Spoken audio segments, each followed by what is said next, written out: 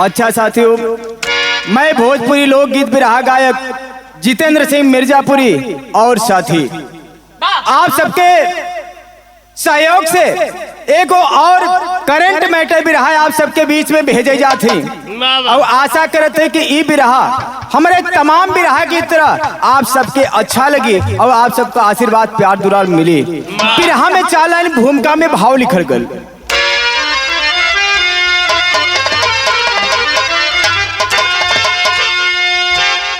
इस समय कैसन हो गल वह बात दर्शावल गल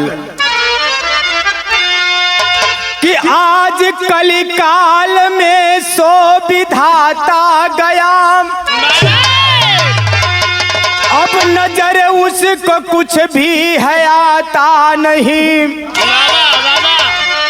इस कदर अब दुराचारी मानव हुआ, अब वो अच्छा बुरा सोच पाता नहीं। खो दिया आज लालच में ईमान को, खून करने में संकोच खाता नहीं। कौन अपना पराया है सब भूल करे, कभी जितेंद्र वो पहचान पाता नहीं।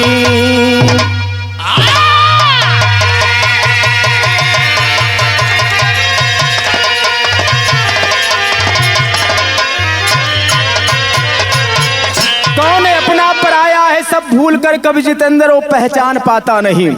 बिरहा में एक लाइन कव्वाली का टुकड़ा लग गल।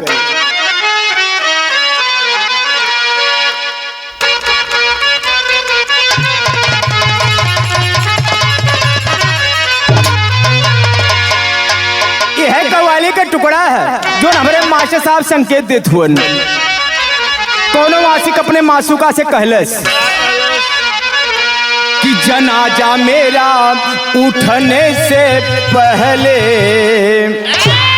कि जनाजा मेरा उठने से पहले मेहंदी ना लगाना तुम।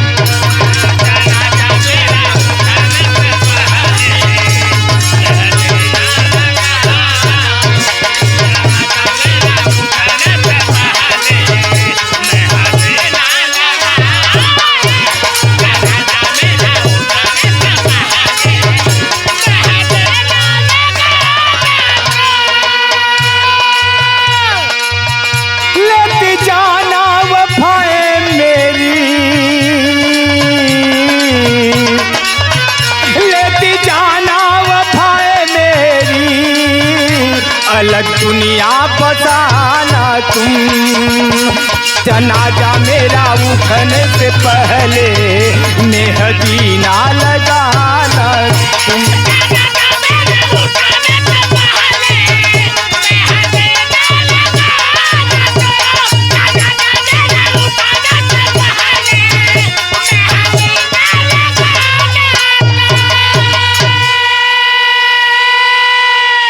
कव्वाली का टुकड़ा रहे लेकिन भाव में बड़ी सुंदर बात लिखल गई कि जमाना बड़ा जालिम है,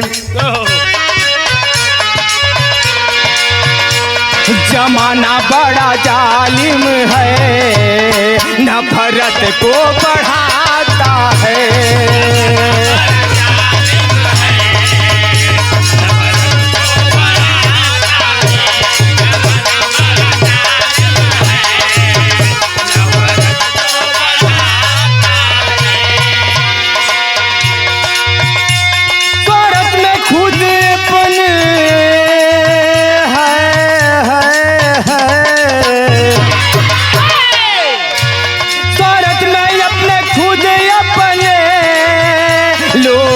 को बहाता है, जमाना बड़ा जालिम है, नफरत को बढ़ाता है।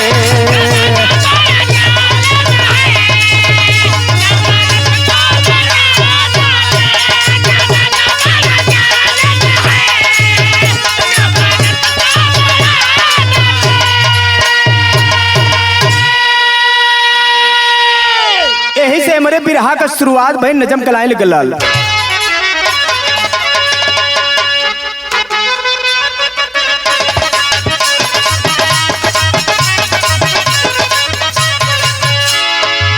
बारे इंसान बारे समय मानवता मानव की गर्दिश में पड़ती जाती है, मानवता मानव की गर्दिश में पड़ती जाती है, बीतेगी जिंदगी कैसे न समझ आती है।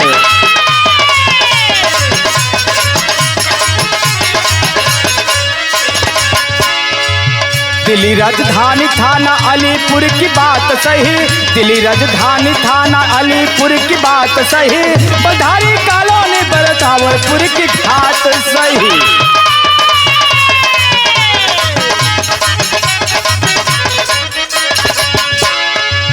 भीम पत्नी मीना संग वहाँ करते हैं, भीम पत्नी मीना संग रहा करते हैं, मंजिल मनीष दो बेटों संजिया करते हैं।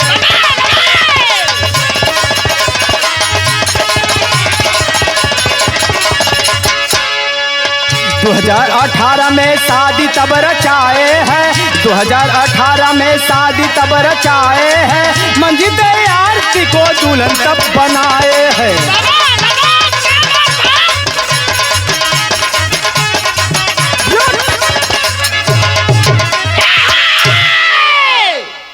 राजधानी दिल्ली के अंतर्गत थाना अलीपुर, अलीपुर थाना के अंतर्गत बख्तावरपुर गांव, वहीं का रहे वाला बलधारी कॉलोनी है एगो, वही में रहत हुअन, जेकर नाम भीम बतावल गल, पत्नी के नाम मीना। दुई को संतान हुअन, लड़का मंजीत और मनीष। छोटा सा परिवार है, छोटे से परिवार के साथ में अपने जिंदगी का बसर करत हुए लोग, और धीरे धीरे जीवन का गुजारा होत हो। धीरे धीरे बड़ लड़का मंजीत जब भीम जी का बड़ भइल, सयान हो गईल, तो शादी कैलन और आरती नाम का एगो बहू घर में ले अलन। और जब बहू घर में आयल बात बिरहा में तर्ज लग गल।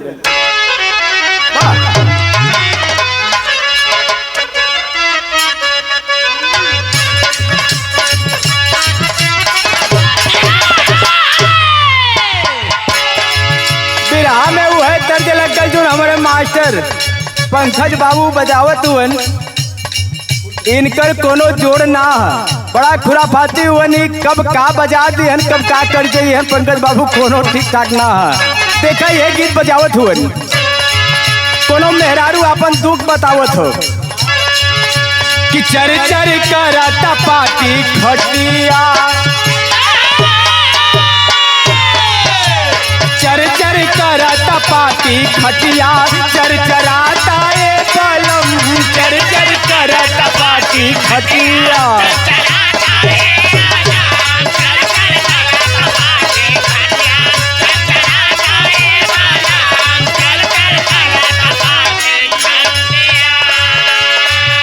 इतने ना एगो और बात बतौलस कि चुम्मा ले तक कटला गाल पर पराता ये बलम, कि चुम्मा ले तक कटला गाल पर पराता ये बलम, चर चर करता पाटी खटिया, चर चराता ये बलम, चर चर करता पाटी खटिया।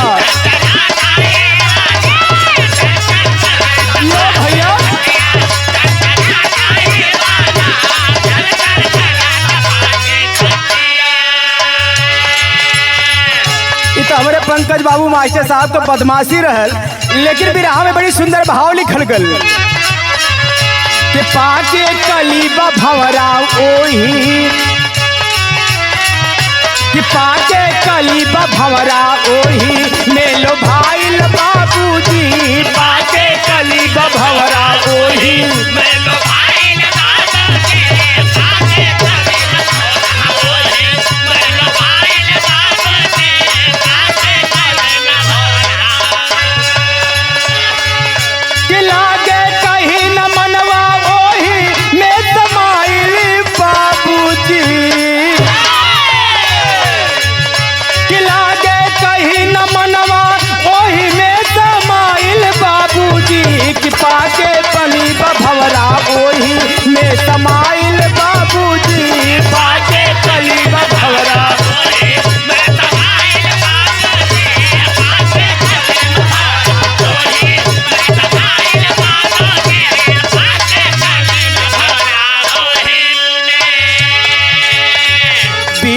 समैया आइल खुशी वाला दिनवा।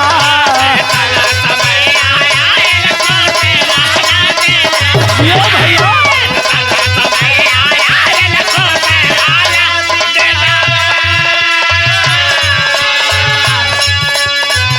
आरती के गोदी में दूई खिलाल तू मनावा।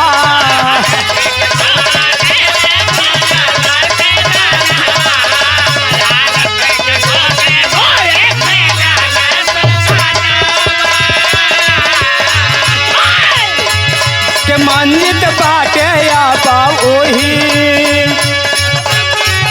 कि मंजित बाटे आबा ओही में भुलाइल बाबूजी।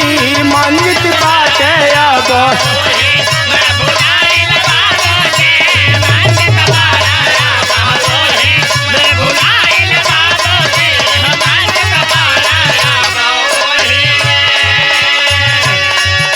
के मंजित बाटे आबा ओही में भुलाइल बाबूजी। कि पाके कली भवरा ओही में लुभाइल बाबूजी।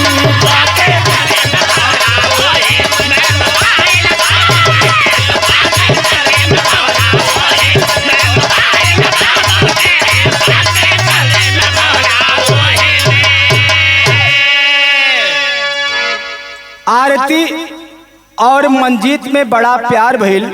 धीरे धीरे समय गुजरल, दुई गो लइका पैदा भलन, एगो लइकी और एगो लइका। धीरे धीरे समय गुजरत बा, बड़ी खुशहाली है गोदी में। जब सुमन खिलल लइका भइलन तो बड़ा खुशहाली है घर में। धीरे धीरे समय खुशहाली में बीतत बा, लेकिन भैल का बिरहा में तर्ज बदल गल।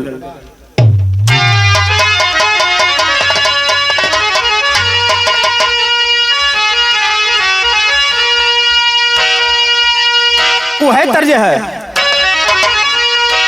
कोनो पतो अपने साथ से बड़ा परेशान है, शिकायत करती आप तो सासु मारे तनावा।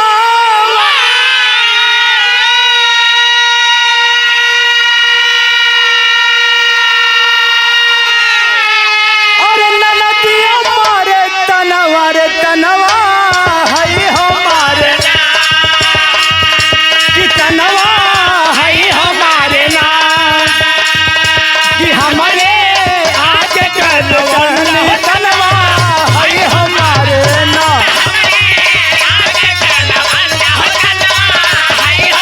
क्या बात है,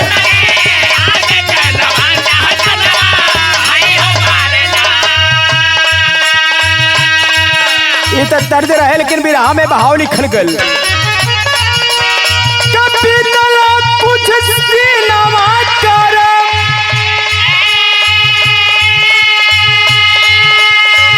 दिल कुछ दिलवा कर, लगल मन मानी परेशानी बढ़ल बा।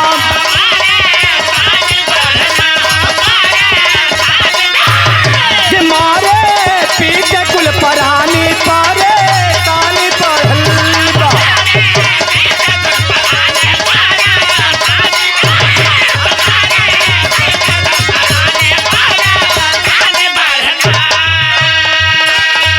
सास ससुर देवर मंजित सजनवा।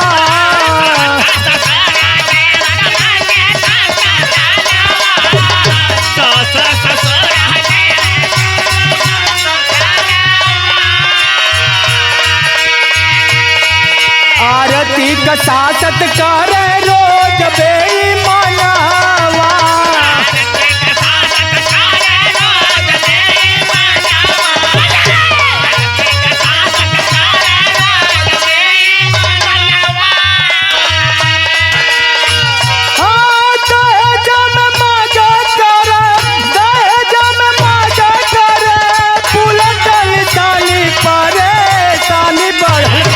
परेशानी पर कि मारे पीछे कुल परानी परे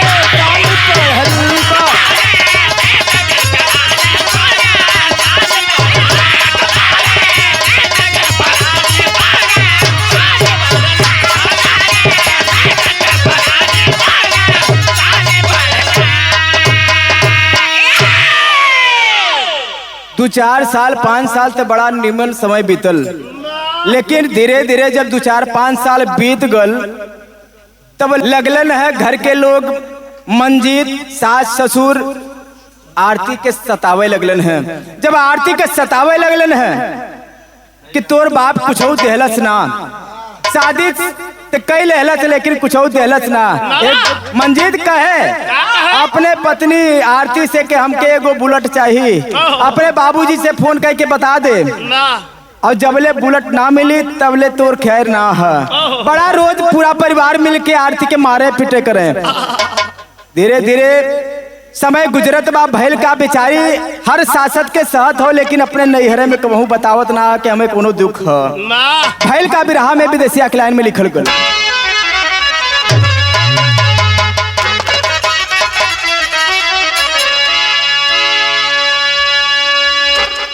कि 24 मार्च 2024 कैसा मैया और होली का त्योहार रहल बाबू सुबह की नामा।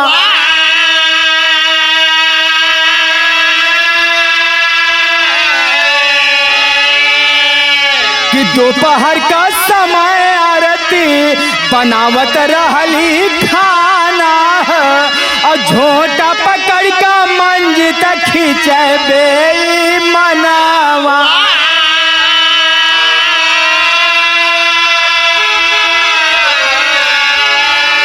कुछऊ समझ ना पवली आरती तब पूछे लगली, अरे भैल का बतावा बोला हमारो सजनावा।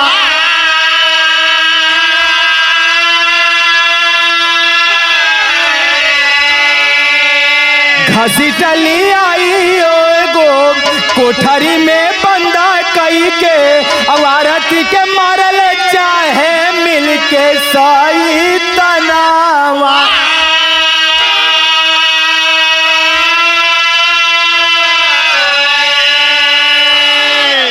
यही अब कुछ दिन पहले पिछले महीना में 24 मार्च के दिन होली के समय, होली के दिन आरती मंजीत के दुल्हन खाना बनावत रहल। बेचारी त्योहार के दिन है, खाना बनावत रहल। मंजीत पहुंचल बा, पीछे से साड़ी नीचे कंधा पर हो गई है, बाल खुला रहे, और पहुंच के मंजीत पीछे से आरती का अपने पत्नी के बाल पकड़ के और घसीटे लगल पीछे की तरफ, और घसीटे लगल। बेचारी पूछा तो कि आखिर का भइल बताइबा, काहे ऐसा करत हुआ, लेकिन मंजीत बोलत ना हो। अब बोलबो कैल तो कहे कि घबरा मत, हम तो के बतावत है वही, और ले जाके एगो कोठरी में बंद कर देलस। और कोठरिया में पहुंचल बा लेके तो मंजीत का बाबूजी भीम, मतारी मीना और छोट भाई वही घरवा में हुवन, पूरा परिवार मिलके आरती के लगलन है मारे पीटे। और जब मारे पीटे लगलन है तो आरती रो के एगो बात कहला से बिरहा में तर्ज बदल गल।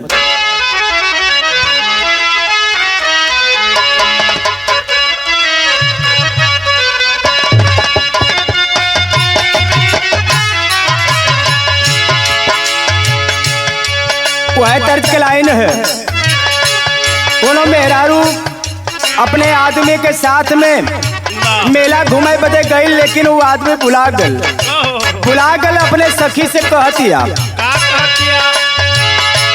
कि हमारी सैया भूलैला, कि हमारी सैया भूलैला सखी मेला में, हमारी सैया भूलैला सखी मेला में, हमारी सैया भूलैला सखी मेला में, हमारी सैया भूलैला। इस तर्ज रहे लेकिन बिरहा में बहाव लिखल गल। आरती रो के अपने पूरे परिवार सहित अपने पति मंजीत से रो के एगो बात कहलस। क्या कहती आप?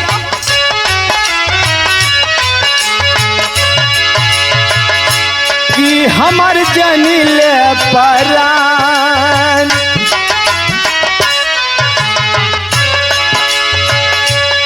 हमर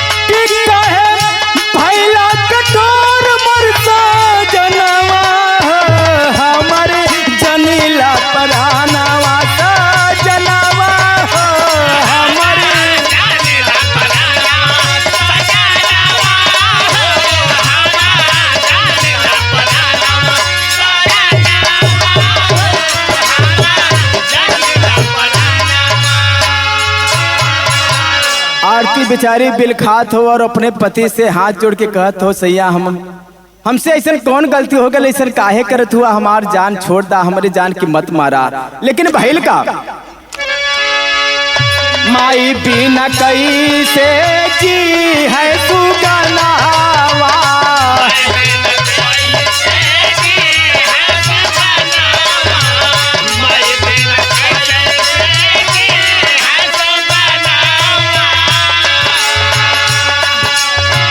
तुअरा हो जाई है हमरे गोदी के ललनावा,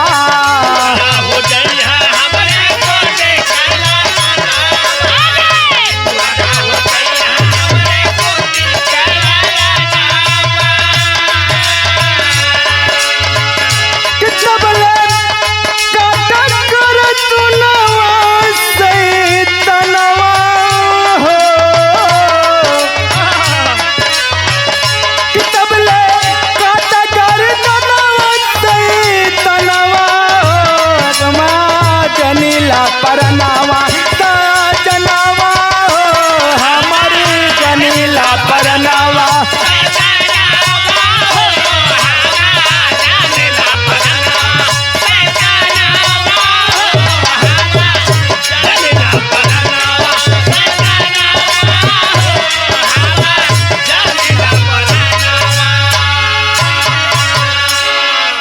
बेचारी रोवत हो आरती, पूरे परिवार से अपने जान के भीख मांगत हो, लेकिन सास ससुर पति देवर केहू मनलस नाम। एगो वहीं पे रखल रहल घास काटे वाली गड़ास, और वहीं से उठा करके और गर्दनवा पर झट से चला देहलस। अब गर्दनवा कट के नारियल के तरह जमीन पर ढंगला गल, और जब ढंगला गल तो भइल का, पूरा परिवार सहित सब लोग घर छोड़ के भाग गईलन। अब भाग गईलन और आरती के जो लड़का और लड़की दोनों हुवन, वो बेचारे बाहर लड़कन के साथ में होली खेलत हुवन। उनके पता कुछ ना है, यार कत्ल कह के पूरा परिवार भाग गईलन। भाग गईलन तो भइल का, बिरहा में टेरी में भाव लिखल गल,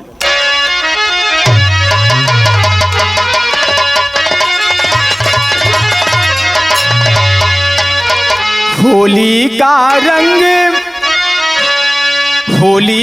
रंग फीका पड़ गया, अरे होली का रंग फीका, होली का रंग फीका पड़ गया, अरे सिंदूर बना काले अब बंद किया है बोले,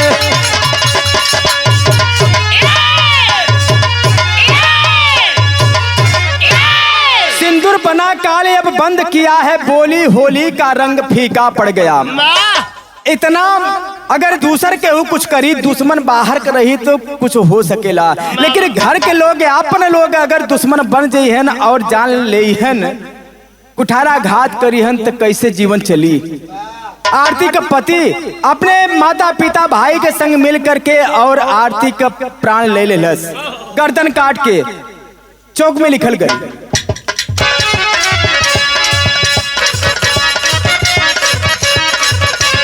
मार जान से आरती को पापी घर छोड़ भगाए,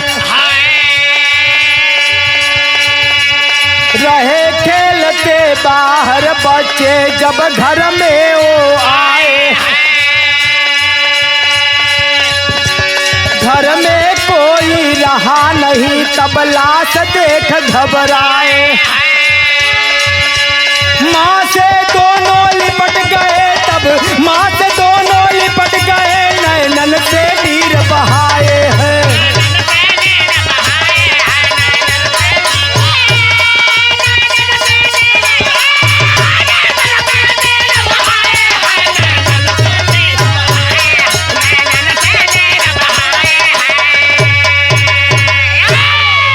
ए बाबू उ पपिया कुल मंजीत भीम मीना और मंजीत का छोटका भाई चारों लोग आरती के मार के अब मरला के बाद घर छोड़ के भाग गईलन।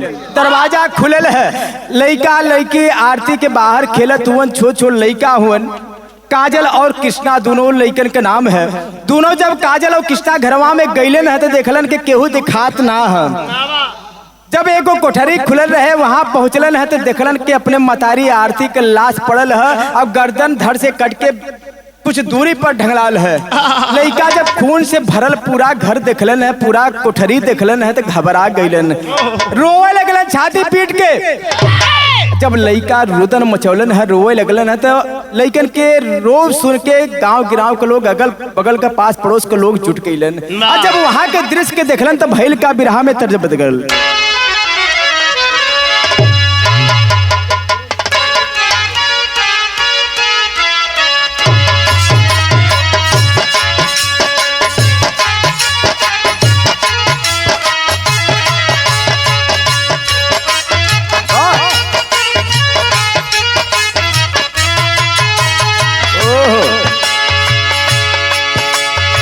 भी रहने के दर्द हसुआत भैया कहा दिया बिरह कया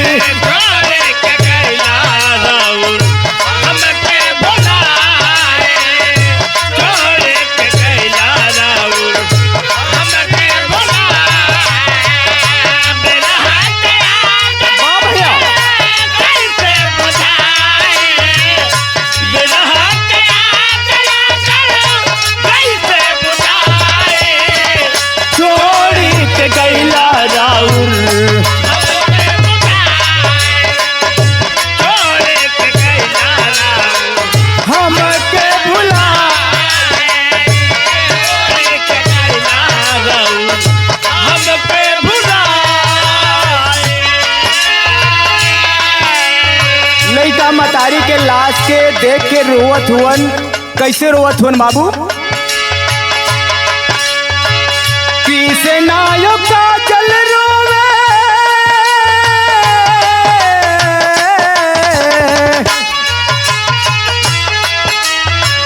कृष्णा यो काजल रोवे रहे दिल खाई। कृष्णा यो काजल रोवे रहे दिल खाई। कृष्णा यो काजल रोवे रहे दिल खाई। हमरा से गईलू काहे, हमरा से गईलू काहे माँ मेरी साई। हमरा से गईलू काहे माँ मेरी साई। हमरा से गईलू काहे माँ मेरी साई। सदाया काजल रोवे रहे दिल खाई। सदाया काजल रोवे रहे दिल खाई। हमरा से गईलू काहे माँ मेरी साई। हमरा से गईलू काहे माँ मेरी बुलाई।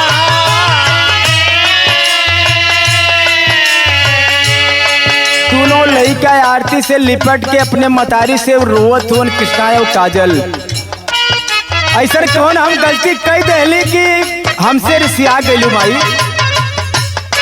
भैल का।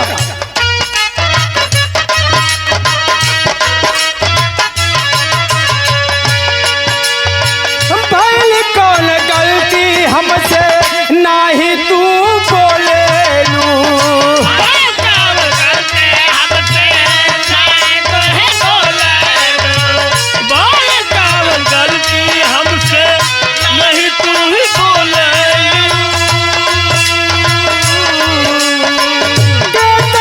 बोलाई लाना आखिया के खोलेलू।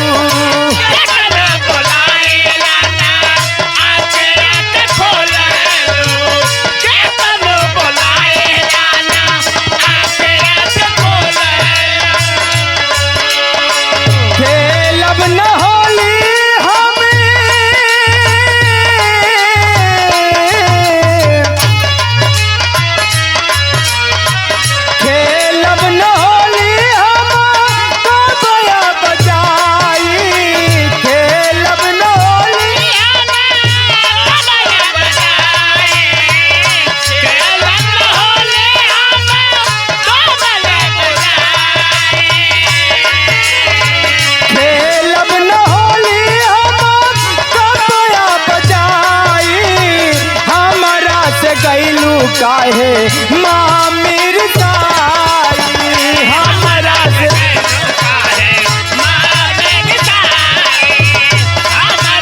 गईलू काहे माँ मिर्जाई हमरा से गईलू काहे माँ कृष्णा और काजल अपने मम्मी से लिपट के आरती से रोवत हुवन, कभी धड़ के पास तो कभी सिर के पास जाके अखिया के खोलल करे के माई बोल दा तनी अखिया के खोल के ताक दमाई, लेकिन मुअल शरीर कैसे बोली कैसे जागी। लइका रोवत हुन, गांव के लोग जुट के लइकन के दुर्दशा के देख के रुदन के देख के उनके भी आंख छलक पड़ल बाबू, रोए लगलन है। गांव के जुटल लोग भी बड़ा कोहराम मचल तो भैल का बिरहा में पहपट के लाइन में लिखल गल।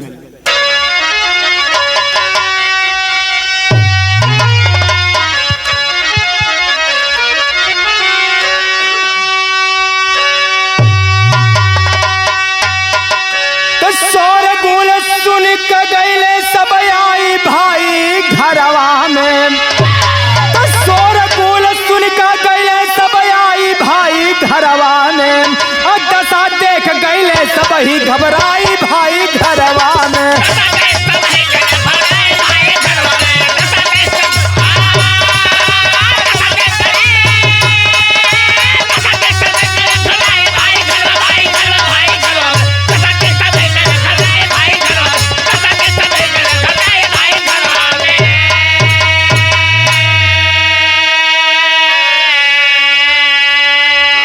खून से लटपट सनीला से सब आरती का निहार हो, और रुदन देख के लइकन का अब सब ही आंसू ढार हो, और घर का लोग कोई दिखे नहीं तब जाई भाई घरवा में, और दशा देख गईल सब ही घबराई भाई घरवा में। ए बाबू लइकन का रुदन सुन के गांव गिराव का अगल बगल का लोग पहुंच के रोवत हुवन देखत हुवन, लेकिन सोचत हुवन कि लइका दोनों दिखात हुवन, लेकिन घर का जो सयान लोग हुवन लइका के बाप चाचा दादा दादी केहू दिखात ना है। कैलन कहवा गांव का अगल बगल के लोग लगलन ढूंढे पूरे घर में घूम घूम के, लेकिन उनकर कोनो पता ना चलल। जब पता ना चलल बाबू तो एगो आदमी फोन लगा देलस 100 नंबर पे, और जब 100 नंबर पे फोन लगा देलस तो आल्हा के लाइन में लिखल गल भाव में,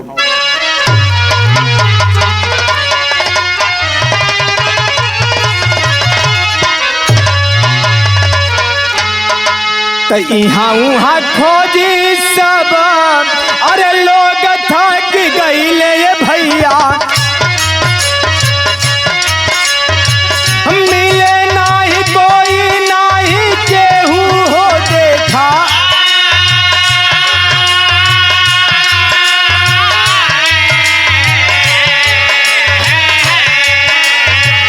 पुलिस के फोन कैले गाँव के लोग गवाए बाबू,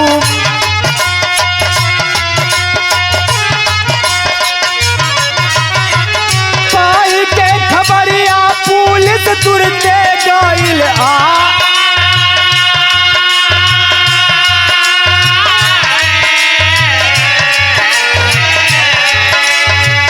आरती कलास देखी पुलिस जान गईली भैया,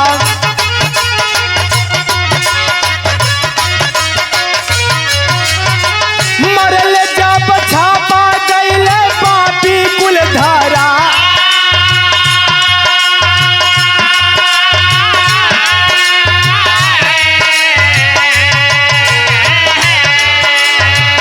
लाठिया से पीटी पुलिस पूछे जब बतियाए भैया,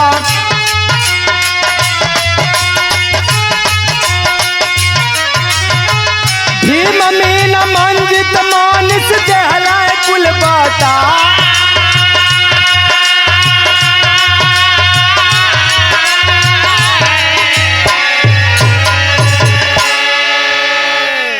पुलिस जब आयल वहाँ जब घर के लोग ना दिखैलन तो के समझे में देर ना लगल, वो समझ गईल कि घर के लोगन के ही करामात हो। लगलन है छानबीन करे, पूरे गांव में फैल गईल पुलिस फोर्स और लगल ढूंढ है, लेकिन गांव के एकदम आखिरी छोर में भीम का एगो रिश्तेदार रहत रहलन। उन्हीं के घर पे जाके भीम, मीना और दोनों लड़का मंजीत और मनीष चारों लोग वहीं छिपल हुन। पुलिस पौला से पकड़ के घसीटत मारत पीटत के लेके वहीं घरवा आइल है।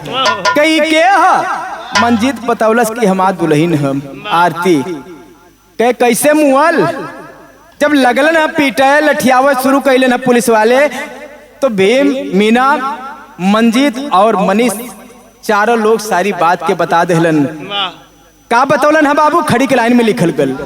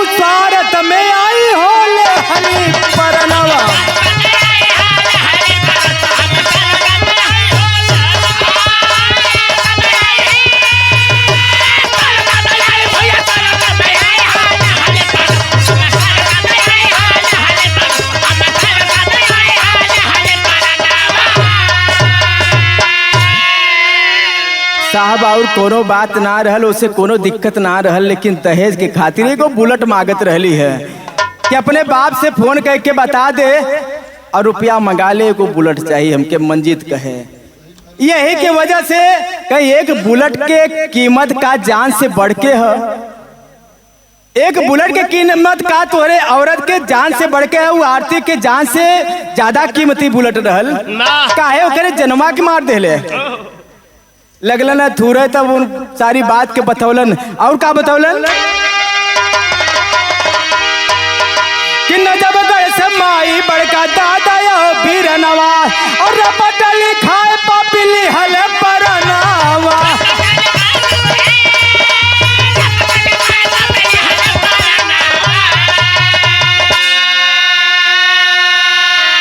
तो चारों जेल गईले घर में यगिया लगाई हो।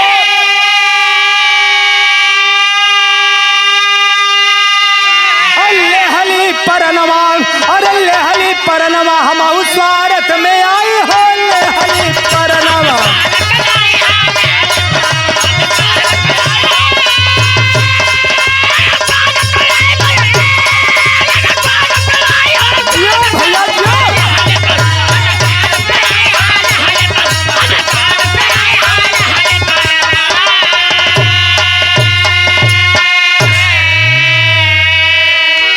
ए बाबू सूचना गयल आरती के नैहरे नजबगढ़, और नजबगढ़ से आरती के बड़का पापा, मतारी और भाई तीनों लोग अइलन है। खबर के पाके आनंद फानन में देख के आरती के लाश के और रोए लगलन है। और पुलिस से दरोगा साहब से बतौलन है सारी बात कि साहब ही प्रताड़ित बहुत दिने से करत रहलन है, लेकिन हमार बेटिया हर जुर्म के इनके सहत रहल, कभी हमसे ये लोगन से शेयर ना कैलस, बतौलस नहीं। लेकिन आज ही लोग एक दहेज के खातिर हमरे बिटिया के जान ले लेलन। जब ये बतिया दरोगा जी सुनलन है तो दो चार लाठी और दहलन मंजितवा के, और लठिया करके कैलन का अरे दहेज के खातिर नहीं केहू के सतैहा, अब बहू के बेटी जान घर में ले आई हा।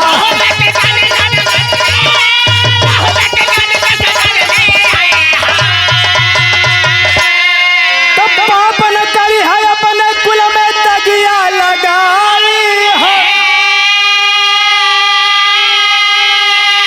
अल्ले हली परनवा और अल्ले हली परनवा हम उस स्वार्थ में आई हो। अल्ले हली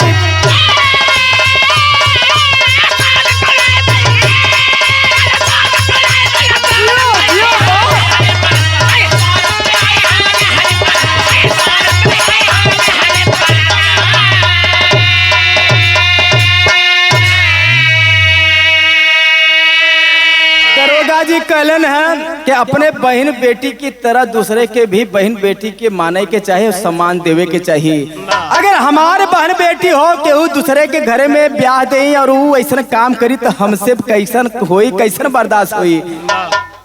तो यही दशा तेनहू कहन काहे ऐसा काम कह देला। बहू मान के रखबा तो ना रख पैबा, और वही बहू के अगर घर में ले आयल हुआ ब्याह के तो के अपन बेटी समान मनबा, बेटी मान के अगर ओकरे साथ व्यवहार करबा, बर्ताव करबा तो कभी गलत काम ना हुई। दरोगा जी समझौलन है। भैल का आखिरी लाइन में लिखल गल,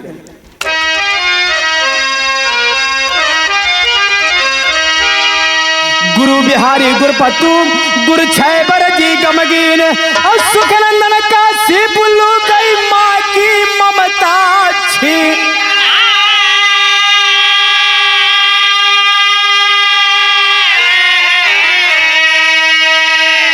होली का रंग फीका हो गया, अरे होली का